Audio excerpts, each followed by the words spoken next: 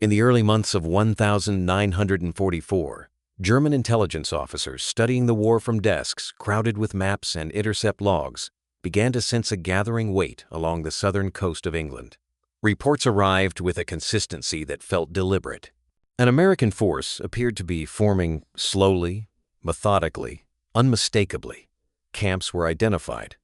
Headquarters were tentatively plotted. What emerged was not speculation, but structure. The first indicators came through the air. Radio intercept stations picked up a steady increase in American transmissions. Call signs multiplied. Unit designations appeared where none had existed before. Some vanished, only to return under slightly altered identifiers, mimicking the administrative churn of a real army finding its shape. The content was unremarkable. Requests for fuel, acknowledgments of receipt, complaints about delays. It was precisely this banality that made it convincing. Armies at rest did not speak this way. Armies preparing to move did. As weeks passed, the signals were reinforced by sightings on the ground. Trains were reported unloading equipment at southern depots. Columns of vehicles were observed along hedge-rowed roads. Airfields showed signs of increased traffic. German reconnaissance aircraft, limited and cautious, confirmed fragments of what the radio traffic suggested. When intelligence officers layered these observations onto their maps, the picture aligned. Preparation was underway. Attached to this growing force was a name the Germans already knew well: George S. Patton. To them, he was not merely an American general, but a pattern aggression made flesh. His reputation for speed and violence preceded him. Where Patton appeared, movement followed. Where movement gathered, an attack was sure to come. His association with this army resolved lingering doubts. The force did not just exist, it threatened. To German analysts, everything about the formation behaved correctly. Units trained, shifted positions, requested supplies, and communicated relentlessly. There were no dramatic gestures, no theatrical displays. Just routine, just procedure, just the slow accumulation of evidence that hardened suspicion into belief.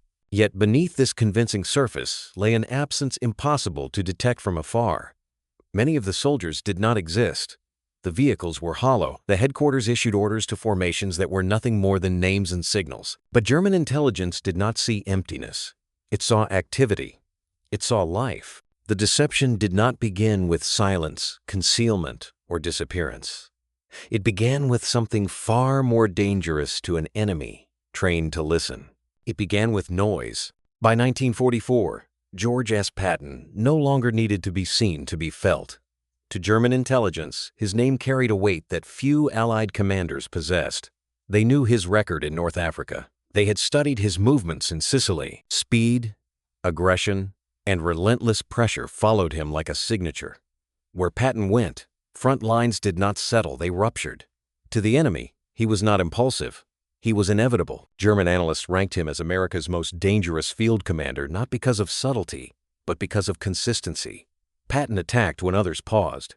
He exploited hesitation without apology. His presence suggested momentum, and momentum, in modern war, was decisive. Intelligence summaries described him as volatile, brilliant, and uncontrollable. These were not accusations. They were warnings. Then, abruptly, Patton disappeared from the battlefield. After Sicily, he was removed from direct combat command, sidelined in a way that seemed inexplicable. To German observers, this absence demanded interpretation. Powerful men, they believed, were not discarded lightly.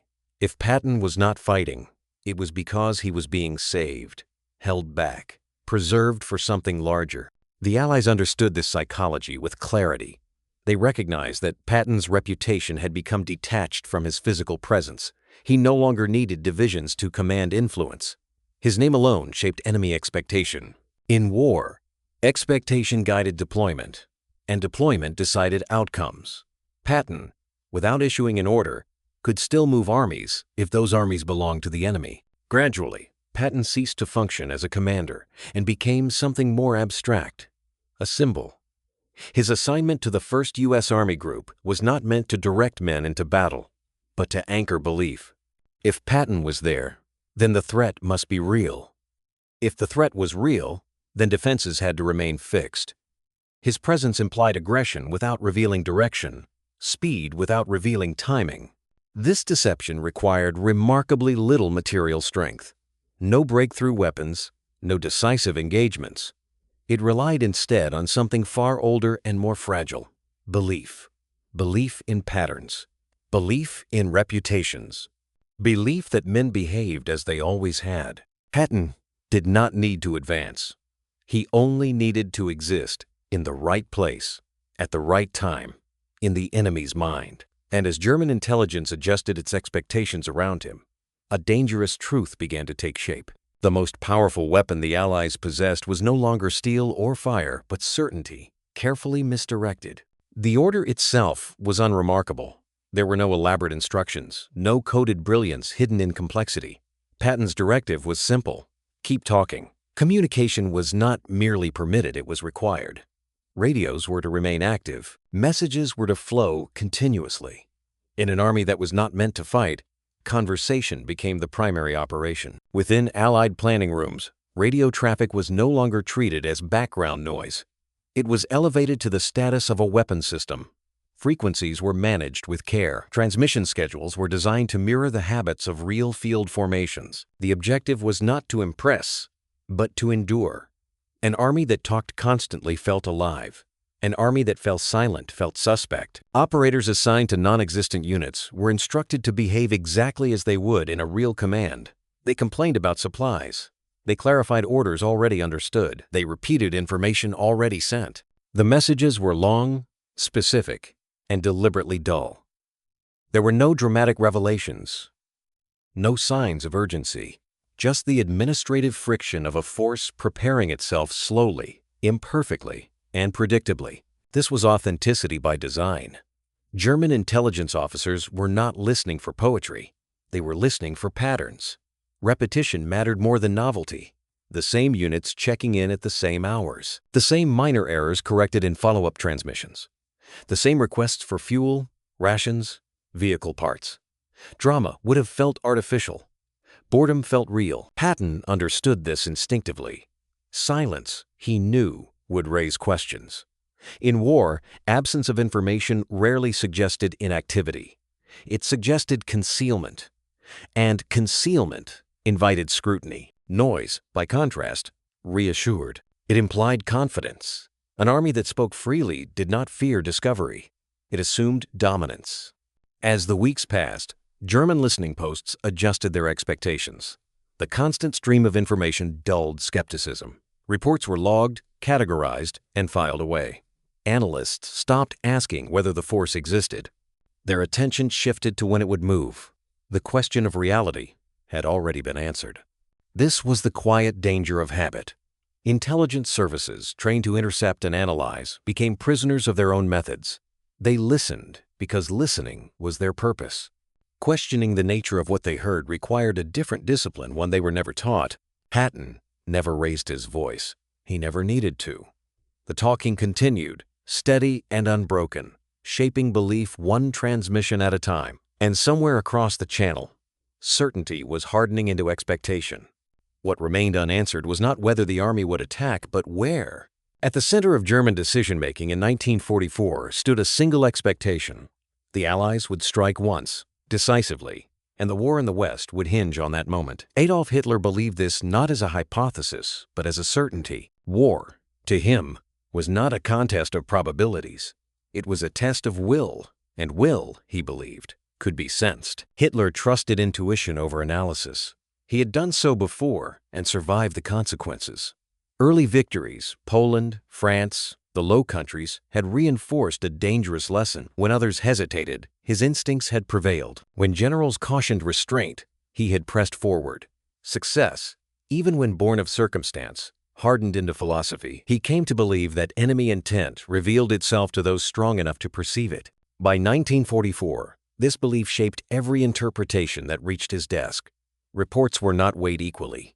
They were measured against conviction. Hitler expected a main Allied blow, and expectation narrowed his vision. He did not ask where the Allies could strike most effectively. He asked where they must strike to fulfill his understanding of war. Geography offered him an answer that felt obvious.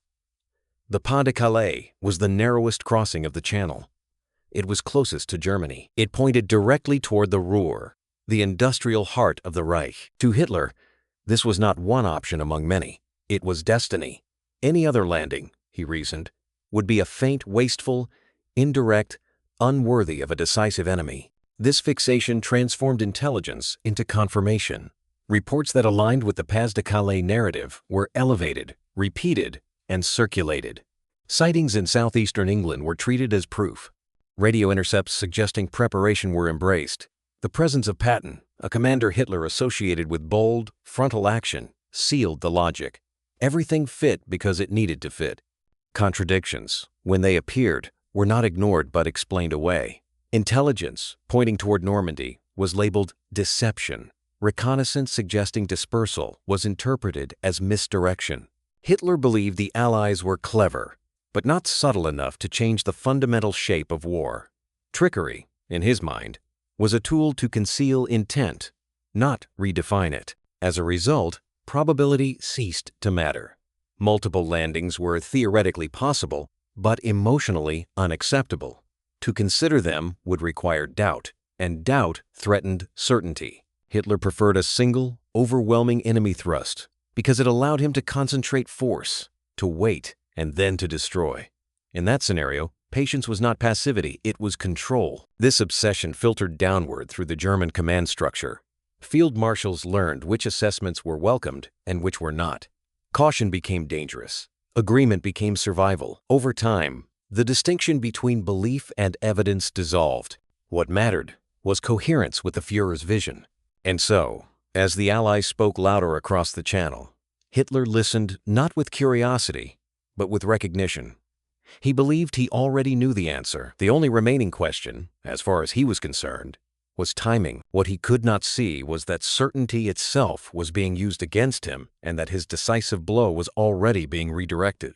In early 1944, a new formation quietly appeared on Allied organizational charts, the 1st U.S. Army Group. On paper, it was formidable. Multiple corps, armored divisions, air support. A headquarters structure consistent with a force intended to deliver the decisive blow into occupied Europe. In reality, it existed almost entirely in name. But in war, names when handled correctly could be enough. Across the fields of southeastern England, physical traces of this army began to materialize. Inflatable tanks were positioned where reconnaissance aircraft were likely to look. Wooden aircraft sat on improvised airstrips, their shadows doing more work than their frames ever could. Vehicle parks appeared and disappeared according to schedule. From a distance, the landscape suggested mass. From the air, it suggested intent. What made the illusion durable was not the equipment, but the people. Real officers, experienced, disciplined, precise, were assigned to commands that had no soldiers beneath them. They kept offices. They issued orders. They attended meetings. Their daily routines followed the rhythms of genuine command. In doing so, they provided the one element no dummy could replicate: human behavior. The administrative machinery of the Phantom Army functioned flawlessly. Training schedules were drafted. Readiness reports were filed. Requests for replacements and supplies moved through proper channels. Clerks logged paperwork for battalions that had never assembled. Fuel requests were calculated down to the gallon. Nothing was rushed. Nothing was exaggerated. The system's power lay in its ordinariness. This bureaucracy created momentum. Once paperwork existed, it demanded acknowledgement. Once a request was logged, it became part of a pattern. German intelligence intercepted fragments of this administrative life just enough to confirm their assumptions. The Allies did not need to fabricate perfection. They only needed continuity. German reconnaissance played its part willingly. Pilots photographed what they expected to find.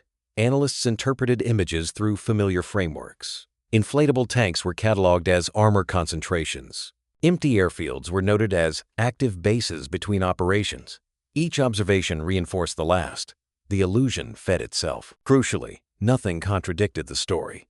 The 1st U.S. Army Group behaved exactly as a large formation should. It prepared slowly.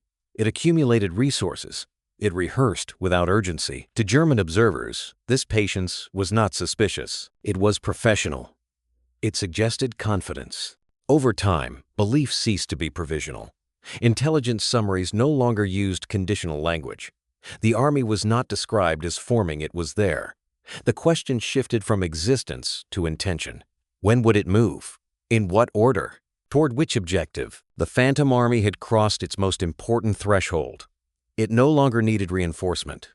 It no longer needed proof. It had achieved the most valuable condition in deception: acceptance. What remained was to keep that certainty intact long enough for the real army, assembling elsewhere, to change the course of the war. For the deception to endure, every man involved had to assume a single, unrelenting truth: they were always being watched. Not by cameras or spies on the ground, but by distant analysts whose judgments depended on fragments. A misplaced vehicle, an irregular transmission, a careless remark, any of it could fracture the illusion. Months of preparation rested on habits formed in moments of inattention.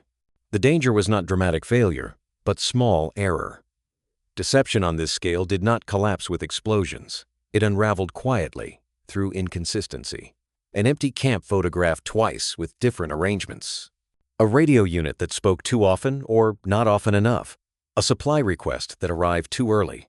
Each deviation invited scrutiny, and scrutiny, once awakened, was difficult to contain. To prevent this, routine became doctrine. There were no theatrical gestures, no exaggerated displays meant to impress an enemy observer. Soldiers followed schedules, because schedules were what real armies obeyed. Vehicles moved when they were supposed to move. Units trained because training filled time and justified presence. Nothing looked purposeful. Everything looked procedural. Even information leaks were regulated. Training timetables were allowed to surface through controlled channels. Movement orders were designed to be intercepted. The details were mundane, even tedious. But that was the point. German intelligence trusted what appeared inefficient. Precision felt staged. Imperfection felt authentic. Movement patterns followed the logic of human fatigue rather than operational brilliance. Units paused. Columns halted. Convoys doubled back. From above, nothing suggested urgency. From a listening post, nothing suggested improvisation. The Phantom Army behaved like a real one, preparing slowly, constrained by logistics, weather, and bureaucracy. Patton enforced this discipline personally. He made it clear that this was not a performance. There were no actors, no audiences, no applause. The men involved were not pretending to be an army, they were required to act as one. The seriousness of the task was absolute. Laughter, shortcuts, or self-awareness threatened the entire structure. This severity created cohesion. When no one treated the deception as a game, it ceased to feel like one. The routines became habits. The habits became behavior. And behavior, observed from afar, became evidence. The lie no longer required constant invention. It sustained itself through repetition. What survived was not a clever trick, but an atmosphere of normality. The most convincing aspect of the Phantom Army was that nothing about it seemed exceptional. It did not rush, it did not hide, it waited. And as it waited, German intelligence continued to watch, seeing only what years of training had prepared them to see, and missing the danger hidden in plain routine. German intelligence in 1944 was not blind, careless, or unsophisticated. It was methodical. Its analysts were trained to see war as a system of patterns, signals repeated often enough to become truth. They did not look for isolated facts. They looked for consistency. And consistency, once established, was difficult to dislodge. The Allies understood this weakness precisely because it was also a strength. Intelligence services survive by recognizing what is familiar. They filter noise by habit, not imagination. And so the deception was built not to challenge German methods, but to reward them. Every signal sent across the channel was designed to fit neatly into expectations already held. Radio traffic followed rhythms German listeners had cataloged for years. Unit movements mirrored previous Allied buildups. Administrative delays appeared where delays were normal. Nothing arrived too early. Nothing felt rushed. The illusion did not demand belief, it invited it. German analysts were not being convinced, they were being reassured. Human sources completed the picture. Allied-controlled double agents, carefully protected and meticulously managed, reported exactly what radio intercepts and aerial reconnaissance already suggested. No single report stood alone. Each one echoed another. A sighting confirmed a transmission. A transmission matched a supply request. Skepticism dissolved not because evidence was overwhelming, but because it was redundant. This redundancy was deliberate. A single false report could be dismissed. A pattern could not. Once German intelligence officers saw the same conclusions emerge from independent channels, doubt became professionally irresponsible. To question the existence of the first U.S. Army group now meant questioning their own systems and themselves. As reports accumulated, they began to reinforce one another automatically. Earlier assessments shaped later interpretations. Analysts referenced their own previous conclusions as evidence. What began as hypothesis hardened into doctrine. The enemy was no longer analyzing the situation. It was maintaining it. At the center of this structure stood a single stabilizing force: Patton's name. His reputation anchored the illusion emotionally as well as logically. If Patton was involved, then aggression was assured. If aggression was assured, then scale followed. The presence of such a commander resolved uncertainties that data alone could not. He made the story feel complete. Gradually, German intelligence ceased asking the most important question. Whether the army existed no longer seemed relevant. The systems had already answered that. The only remaining variable was timing. When would Patton move? When would the blow fall at Pas-de-Calais? Every intercepted message was now filtered through that assumption. This shift was subtle, but decisive. Intelligence had transitioned from inquiry to anticipation. Analysts were no longer testing reality. They were preparing for it, and preparation, once underway, consumed attention. Alternative explanations faded. Contradictory evidence was delayed, minimized, or reinterpreted. What made this victory so complete was that it required no single moment of failure. There was no dramatic misreading, no catastrophic error. German intelligence did exactly what it was designed to do. It identified patterns, validated them through multiple sources, and reached a coherent conclusion. The deception succeeded because it respected those habits and exploited them. By the spring of 1944, the illusion no longer needed active reinforcement. It was self-sustaining. The enemy's own processes kept it alive. Every day that passed without contradiction strengthened belief. Every new report added weight rather than doubt. In the end, German intelligence did not miss the truth. It set it aside. The question of reality had been answered too many times to revisit, and as the Allies prepared their real assault elsewhere, the enemy waited, not uncertain, not suspicious, but confident. They were no longer asking whether an invasion would come, only when. In most wars, secrecy is treated as a virtue. Silence implies discipline. Concealment suggests control. But in the spring of 1944, silence would have been the most dangerous signal of all. German intelligence did not fear quiet enemy. It feared enemies who spoke carefully and then stopped. The German High Command expected preparation before invasion. History had taught them this. Armies did not appear fully formed at the moment of attack. They assembled noisily, clumsily, leaving traces at every stage. Supplies accumulated. Units communicated. Orders multiplied. An invasion without preparation was not bold, it was impossible. To see nothing would have been to see deception. An absence of signals would have raised alarms immediately. Radio silence would not have suggested inactivity, it would have implied concealment. And concealment, to a trained intelligence service, meant intent. Silence narrowed possibilities. Noise widened them. The more information flowed, the safer German analysts felt in their conclusions. Excess communication carried its own message. An army that talked freely did not appear nervous. It did not appear to be hiding. It behaved like a force unconcerned with discovery, because it believed discovery was inevitable. Confidence, even when artificial, has a disarming effect. It lowers suspicion not by force, but by familiarity. Patton understood this without needing formal theory. He grasped enemy psychology intuitively, shaped by years of studying how men reacted under pressure. He knew that intelligence officers, like battlefield commanders, relied on expectation. They were comforted by patterns that made sense. Silence broke patterns. Noise completed them. The talking served another purpose. It introduced inefficiency. Messages overlapped. Corrections followed corrections. Requests were delayed, repeated, amended. To an outside observer, this friction looked real. Perfect coordination would have felt artificial. Disorder, in small doses, was proof of authenticity. This inefficiency was not accidental. It was essential. The lie succeeded because it did not appear optimized. It consumed time. It wasted effort. It looked like bureaucracy doing what bureaucracy always does, slowly grinding toward readiness. German intelligence trusted this because it resembled their own experience. Talking also dulled urgency. When information arrived constantly, no single report felt decisive. Analysts were never shocked into reassessment. There was always another message, another update, another confirmation coming tomorrow. Certainty grew gradually, without drama. By the time doubt might have surfaced, it felt unnecessary. Silence, by contrast, would have concentrated attention. A quiet sector would have drawn scrutiny. Reconnaissance flights would have increased. Intercepts would have been reanalyzed. Questions would have been asked. And once questions began, control would have slipped away. Instead, the Allies created reassurance. German intelligence felt informed.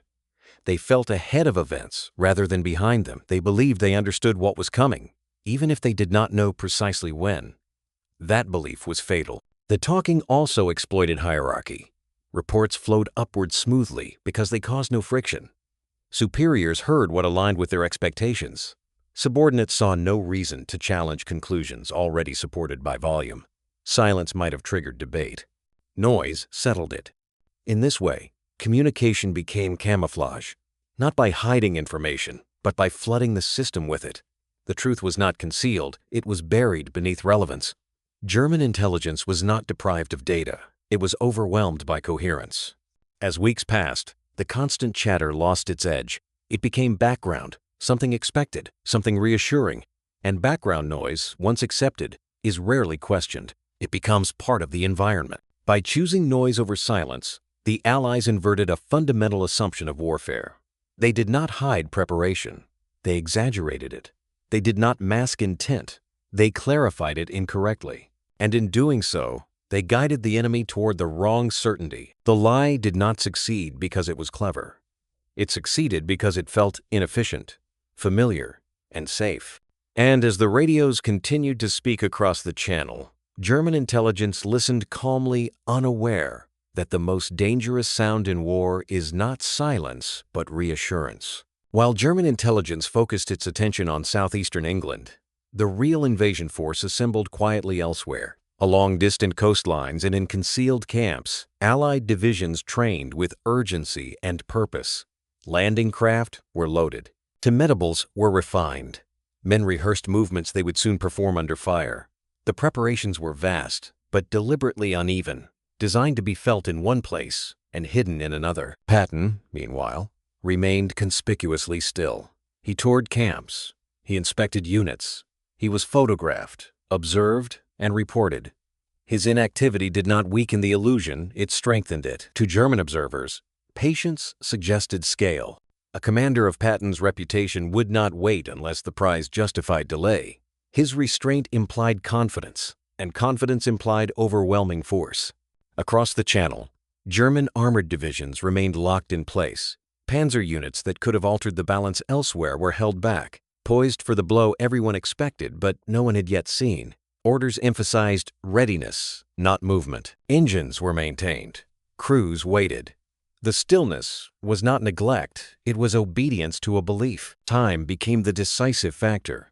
Every day that passed without action was a day the Allies gained strength. Weather forecasts were studied. Logistics improved. Coordination sharpened. The longer the Germans waited for the wrong invasion, the more dangerous the real one became. Delay was no longer neutral.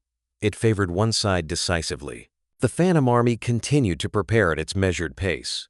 Radio spoke of training exercises and supply adjustments. Movements were logged, then revised.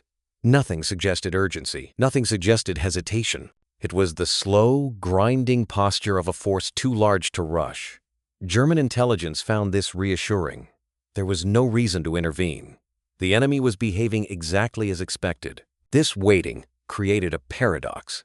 The more convincing the illusion became, the less pressure there was to test it.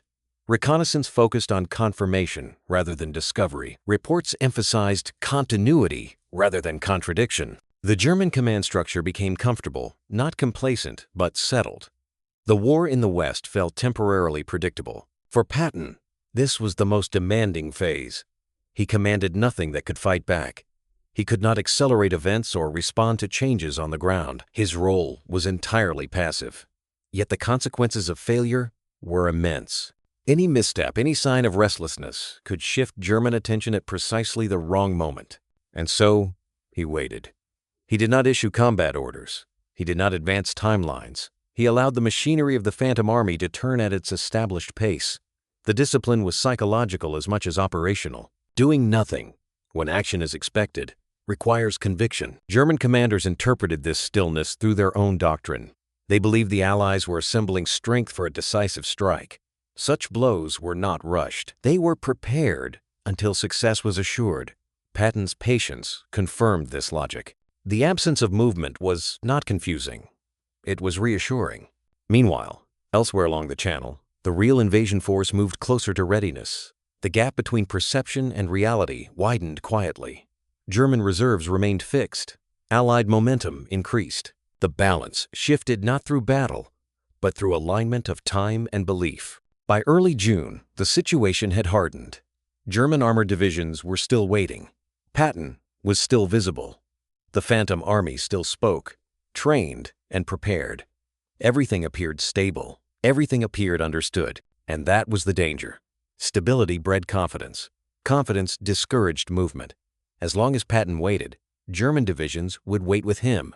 The waiting game had achieved its purpose. The enemy was no longer reacting to events. It was anticipating them incorrectly. And somewhere to the west, beyond the focus of every German map, an entirely different force was preparing to move first. In the early hours of the 6th of June, 1944, the long-anticipated event finally occurred, but not where German planners expected it. Allied troops began landing along the coast of Normandy, under clouded skies and rising seas. Reports reached German headquarters quickly, fragmented but urgent. Paratroopers had dropped inland. Naval gunfire echoed across unfamiliar beaches. What had been predicted for months appeared to be unfolding, just not at the chosen point. German command hesitated. The landings were undeniable, but their meaning was not. Normandy did not fit the pattern. It was wider, farther from Germany, less direct. To many within the high command, this could not be the decisive blow. It looked improvised, it looked risky, and above all, it looked secondary. The assumption formed almost immediately. This was a diversion, a costly one perhaps, but a necessary sacrifice to draw attention away from the real objective. The logic was comforting. It preserved the coherence of everything that had come before. If Normandy was the main invasion, then months of intelligence had been wrong. If it was a feint, then everything still made sense. Patton's Phantom Army remained central to this interpretation. It was still intact, still talking, still preparing. Radio traffic from southeastern England continued without disruption. Training schedules remained active. Supply requests flowed. There was no sign of demobilization, no sudden shift that suggested abandonment. To German analysts, this continuity mattered more than explosions on a distant beach. Armored reserves, the most powerful tools available to the German command in the West, were therefore held back. Panzer divisions remained poised near the Pas de Calais, waiting for orders that would never come. They were not idle. They were restrained, kept in place by the expectation of a larger threat still to appear. Hours passed. The Allies expanded their foothold in Normandy. Reports grew more serious, casualties mounted on both sides. Still, the interpretation held. A diversion could be fierce. A diversion could be bloody.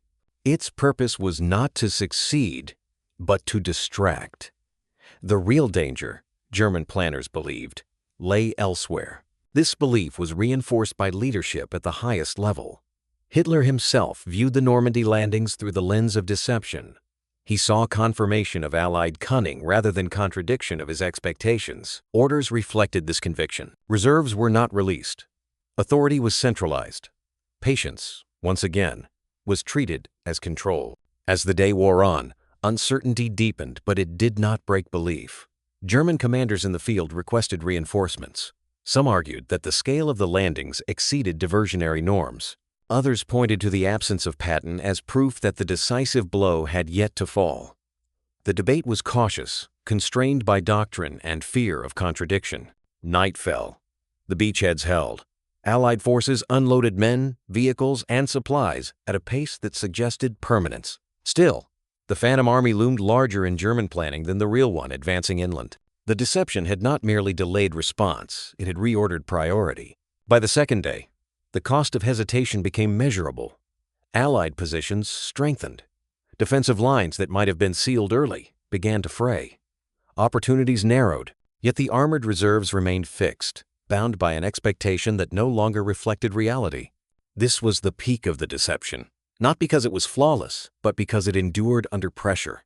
Even when faced with evidence, German command chose interpretation over adaptation. The Phantom Army continued to exert gravity. Patton, without moving, still dictated enemy decisions. What made this moment decisive was not a single order withheld, but time itself. Hours had become days. Days would soon become permanence. The window to crush the Normandy landings narrowed with every delay. The Allies did not need the deception to last forever. They needed it to last long enough. And on the 6th of June, 1944, as German command reached the wrong conclusion at the worst possible moment, that condition was met. The Phantom Army had done its work. The landings in Normandy should have ended the deception. Armies were ashore. Maps were being redrawn in real time. The truth, in theory, had arrived. And yet belief did not collapse. It adjusted. German command did not abandon its expectations. It absorbed Normandy into them. The prevailing assumption shifted, but it did not disappear. Normandy was now understood as the opening move, not the main effort. A second, larger landing was still expected. One closer to Germany, one led by Patton. The logic remained intact because it had room to flex. Deception rarely fails all at once. It fails gradually, if at all. Patton's status was critical in sustaining this belief. He remained ready, not advancing, not reassigned, not withdrawn. His presence in southeastern England continued to suggest purpose. To German planners, a commander of his stature would not be wasted on a secondary role. If Patton had not yet appeared, it was because his moment had not arrived. Radio traffic reinforced this expectation relentlessly. There was no change in tone, no disruption in volume. The same units checked in, the same administrative language filled intercept logs. Training reports continued to circulate. Supply requests still moved through channels. Nothing about the Phantom Army suggested surprise or confusion. It behaved as though Normandy had changed nothing. Fake orders were introduced carefully. Not dramatic redeployments, but subtle indications of imminent readiness. Timelines were adjusted. Exercises were reframed as rehearsals. Movements were discussed, but not executed. To German intelligence, this suggested restraint, not hesitation. The army appeared poised, not stalled. This consistency was decisive. Doubt thrives on contrast. It grows when expectations are violated. Here, nothing was violated. Every new piece of information aligned with the existing narrative. Even Normandy, costly and visible as it was, could be interpreted as part of a larger design. The deception did not contradict reality. It contextualized it. Within the German command structure, skepticism became increasingly difficult to voice, to question the continued existence or purpose of the First U.S.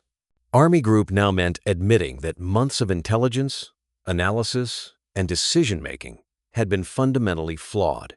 That kind of admission carried professional and political risk. Silence became safer than correction. Time, meanwhile, continued its quiet work. Allied forces in Normandy expanded their perimeter. Ports were contested, supply lines stabilized. What might have been a fragile foothold hardened into a front. Each day that passed without a second landing reduced the plausibility of one, but only incrementally. And incremental doubt was easily postponed. German commanders waited for clarity that never came. The anticipated signal, the sudden movement of Patton's army, remained just over the horizon. Every intercepted message suggested readiness without commitment. The expectation of imminence replaced the need for proof. By the time reality began to assert itself unmistakably, its impact was blunted by delay. The question was no longer whether the deception had worked, but whether it still mattered. The answer lay in the ground already lost. The reserve still held back. The opportunities that had quietly expired. The illusion did not need to survive forever. It needed only to persist longer than German flexibility. And in that contest, consistency proved stronger than truth. When belief finally began to erode, it did so too slowly to change the outcome. Normandy had become irreversible, The Phantom Army, still intact in the enemy's mind, had done what no real force could. It had bought time. Belief, once hardened into policy, carries a cost that is rarely visible at first. In the weeks following the Normandy landings, German forces in the West remained misallocated not through oversight, but through conviction. Armored divisions that could have altered the balance stayed fixed near the Pas de Calais, guarding against an invasion that existed only on paper. In Normandy, the consequences were immediate. Allied beachheads expanded with less resistance than expected. Roads were secured. Supply depots were established. What began as a precarious foothold became a growing front. Each kilometer gained without decisive counterattack reduced the possibility of reversal. The opportunity to contain the invasion was not lost in a single moment. It eroded day by day. German commanders on the ground recognized this danger. Reports from Normandy described the scale of Allied commitment. Requests for reinforcement increased in urgency. Tactical windows appeared briefly, then closed. A rapid concentration of armor in the first days might have shattered the beachheads. But those windows depended on speed, and speed required permission. That permission never came. Hitler refused redeployment. His conviction remained unchanged. To move the armored reserves, in his view, was to expose Germany to the true invasion yet to come. Normandy, however costly, was still interpreted as a means to an end. Faith in the larger illusion outweighed evidence from the front. As a result, tactical opportunities were missed not through ignorance, but through delay. Orders arrived too late. Units were released cautiously, in fragments, rather than as decisive formations. The Allies, by contrast, concentrated force relentlessly.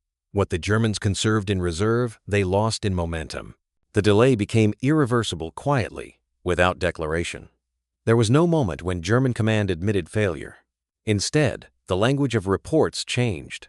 Assessments grew more defensive. Expectations were adjusted downward. The focus shifted from preventing Allied expansion to managing it. By the time this shift occurred, the balance had already moved beyond correction. Faith replaced analysis. The belief in a second landing justified continued inaction. Each day without that landing made it seem closer, not less likely. The illusion fed itself. Even as the material situation worsened, evidence was not ignored, it was reinterpreted to preserve coherence. Strategically, the consequences were devastating. Resources were split. Command attention was divided. The West became a theater of reaction rather than initiative. Germany's ability to shape events diminished with every hour spent waiting for an enemy that would never arrive. This collapse did not resemble defeat, as it appeared in earlier campaigns. There was no encirclement, no dramatic breakthrough, no singular catastrophe. Strategy failed by attrition of judgment. Decisions were postponed until they no longer mattered. Options expired without being chosen. In the end, the most damaging loss was not territory or material, but time. Time that could not be recovered. Time that had been purchased by an illusion and spent by its believer. The Phantom Army had immobilized real forces without firing a shot. And as Normandy solidified into a permanent front, the cost of belief became undeniable, not because the deception was revealed, but because its consequences could no longer be reversed. Strategy had not been defeated in battle. It had collapsed quietly. There were no parades for what had been accomplished. No citations were written. No medals were pinned to chests for the success of the deception. In the official record, it left little trace. Yet its effects were measured not in commendations, but in divisions that never moved, in battles that were never fought. No casualties marked its success. No ground was taken. No enemy formations were destroyed in combat. And yet entire German divisions were rendered ineffective for weeks at the most critical moment of the war. They were not defeated by firepower or maneuver, but by waiting held in place by an expectation carefully cultivated and never fulfilled. This was a victory without smoke or rubble. Its decisive moments occurred in offices, listening stations, and headquarters far from the sound of gunfire. While men fought and died in Normandy, other men equally armed, equally trained, sat idle under orders shaped by illusion. Their inaction altered the balance of the campaign as surely as any armored breakthrough. The power of this victory lay in its invisibility. Nothing dramatic announced it. No single decision revealed its impact. It worked gradually, almost politely, allowing the enemy to defeat himself through restraint. German commanders believed they were exercising discipline. In reality, they were being immobilized. Patton's role in this outcome remained deeply misunderstood. To many contemporaries, and even to later observers, his absence from the early fighting in France appeared puzzling, even wasteful. A general known for speed and aggression seemed curiously sidelined at a moment that demanded both. The truth was more subtle. His most important contribution occurred precisely because he did not move. Patton did not command armies into battle during this phase of the war. He commanded belief. His reputation, carefully cultivated over years of visible combat, was deployed at a distance. It functioned without orders, without formations, without casualties. It existed entirely in the enemy's mind, where it shaped decisions more effectively than any real force could have. What made this possible was noise. Not violence, not surprise. Noise. The steady, unremarkable hum of preparation. Radios transmitting mundane messages. Units reporting readiness without urgency. Bureaucracy unfolding exactly as expected. This noise created reassurance, and reassurance proved more disarming than fear. Force invites resistance. Noise invites acceptance. The German command was not overwhelmed, it was convinced. Convinced that it understood the situation. Convinced that it had time. Convinced that the decisive blow was still coming. In war, certainty is often more dangerous than ignorance. This episode exposed a deeper truth about modern conflict. War was no longer decided solely by firepower or numbers. It was increasingly shaped by perception, expectation, and interpretation.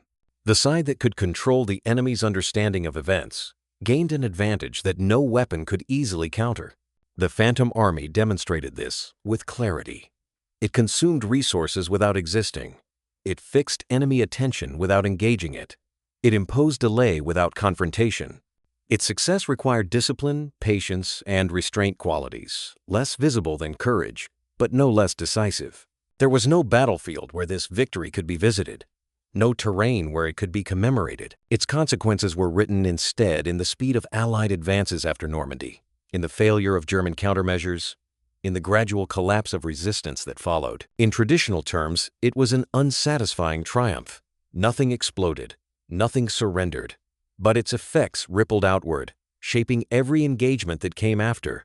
By the time Patton finally took the field in France, the conditions of victory had already been prepared, not by movement, but by stillness. The deception did not win the war on its own, but it removed the enemy's ability to fight it on favorable terms. It ensured that when battles were finally joined, they were joined too late, with too little force, and under conditions already tilted toward defeat. In this sense, the victory was absolute. It achieved its objective without opposition. It neutralized strength without confrontation. It demonstrated that in modern war, the most decisive engagements may occur far from the front lines. War, as this episode revealed, is not only a contest of armies. It is a contest of minds. Deception in war is often justified by its outcomes. Fewer casualties, shorter battles, lives spared by battles never fought. In that sense, the Phantom Army served a humane purpose. By prolonging German ignorance, it delayed confrontation and diluted resistance. Thousands of men lived because entire divisions waited instead of advancing. The absence of violence became its quiet achievement. Yet this absence carried a moral weight that could not be easily measured. The deception did not merely hide information, it shaped belief. It exploited habits of trust and expectation built over years of professional training. German intelligence officers were not careless. They were diligent. They followed evidence as they understood it. The Allies did not deceive incompetence. They deceived competence. This distinction matters. To mislead a careless enemy is one thing. To manipulate a disciplined system designed to discover truth is another. The operation succeeded by turning reliability against itself by feeding accurate-seeming information through channels that were meant to prevent error. Trust, once weaponized, becomes difficult to disentangle from betrayal. Patton never publicly reflected on this burden. There is no record of moral hesitation, no surviving confession of doubt. He accepted the role assigned to him without commentary, as he accepted most orders with confidence and discipline. To Patton, war was not a philosophical exercise. It was a problem to be solved. If deception shortened the path to victory, it required no further justification. But the implications extended beyond any single commander. Victory depended not on force alone, but on exploiting human certainty, on understanding that people cling to coherence even as reality shifts beneath them. German leaders did not ignore evidence. They reinterpreted it to preserve meaning. The Allies counted on this reflex, knowing it would delay correction. In this way, intelligence warfare entered a moral gray zone. It was no longer about gathering truth, but about managing belief. The question was not what the enemy knew, but what the enemy felt confident knowing. When confidence becomes the target, the line between protection and manipulation blurs. Such methods leave no visible scar. No ruined city marks their passage. No memorial records their dead. But they alter outcomes as decisively as any weapon. The ethics of this power are unsettling precisely because they are effective. If belief can be shaped at scale, then restraint becomes the only safeguard, and restraint is rarely rewarded. History, after all, does not grade intentions.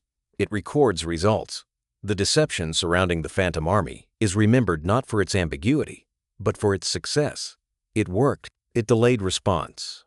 It changed the course of a campaign.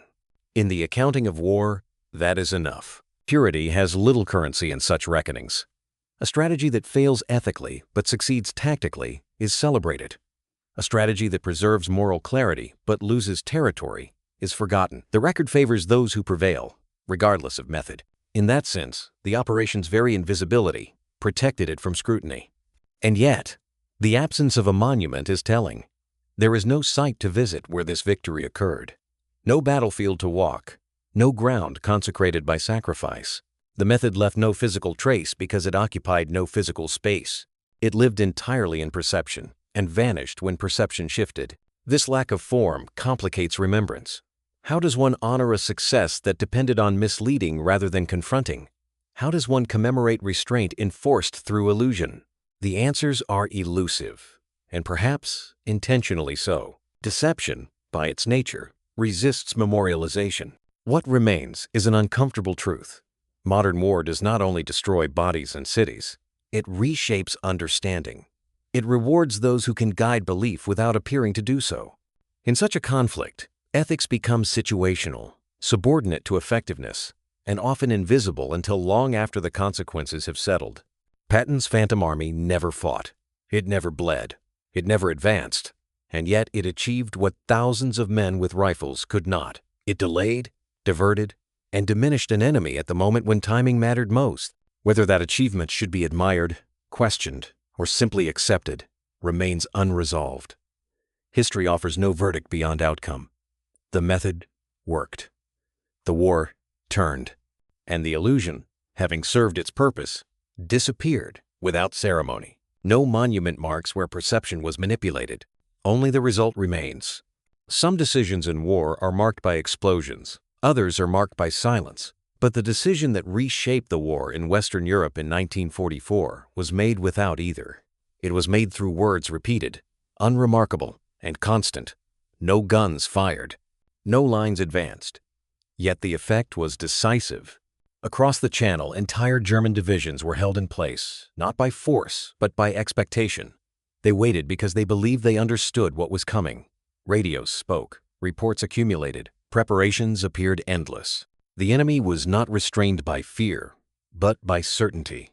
Words, transmitted steadily and without urgency, created a reality that required no verification. Belief became a prison.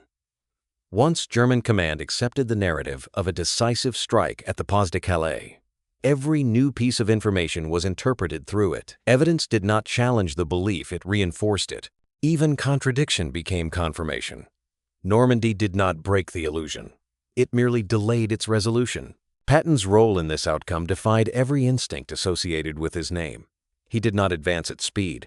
He did not exploit weakness. He did not command men into battle.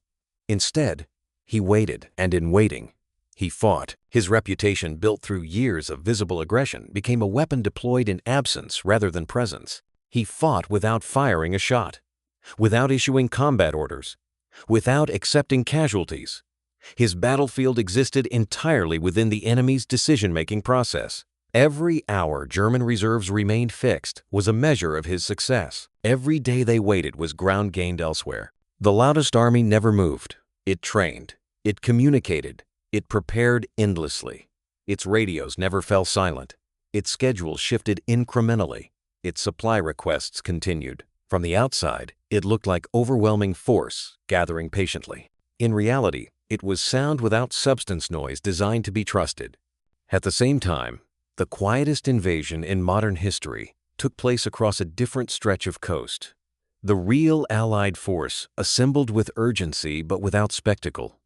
It avoided attention rather than courting it. While one army spoke loudly and stayed still, another moved decisively in near silence. This contrast defined the moment. German intelligence, trained to listen, listened carefully. It heard exactly what it expected to hear, and because it heard so much, it felt informed. The absence of silence reassured. The excess of communication created calm. The most dangerous illusion in war is the belief that nothing is being hidden. When the talking finally stopped, when the phantom army ceased to matter, it was already too late. The beaches of Normandy had hardened into supply corridors.